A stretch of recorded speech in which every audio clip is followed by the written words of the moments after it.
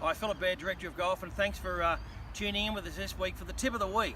We're going to talk about developing that motor skill with the pitch shot to be able to present the club face to the golf ball with the right amount of bounce and the right amount of loft to have the ball land nice and soft, okay?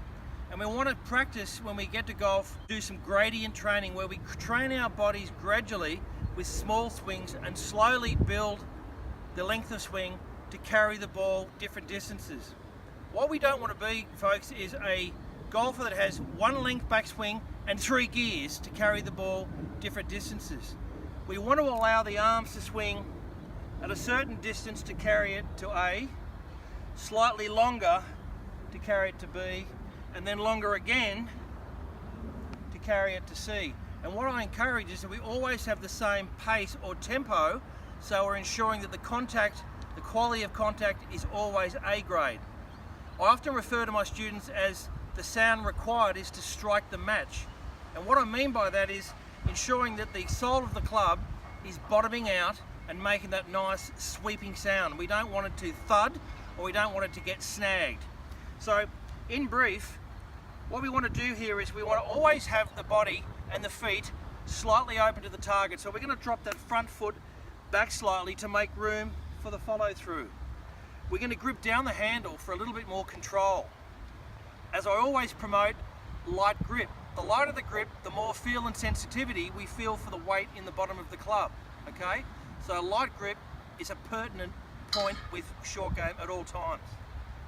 What we're going to do here is we're going to dial the club face from 12 o'clock to 1 or 2 o'clock. So we're going to open that face, which is going to give us the right amount of sole or bounce to make sure the club doesn't get snagged. Okay, and then from there, we're going to have the ball forward, the weight forward, the handle quite neutral where it's pointing at the belly button, and we're just going to allow the club to sweep and the face of the club to be still looking up. We don't want the face of the club to roll over. So let's have a go at a couple of different distances. So I'm down here on the range and I've just got the dividers on the practice fairway as my medium. It's really good to have decoys down here to chip to or chip over to stimulate and agitate the mind, because this is all about using the creative side of your brain with short game. Let's give it a go. So first shot is we just landed 3 meters over here, over the first barricade. Happy with that. Okay, the next distance is probably 3 or 4 meters. We swing slightly longer, same tempo. Once again, just getting a feel for the distance.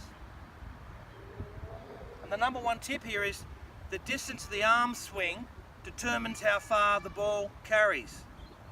And the final one, over the third target, longer swing, and right on the money.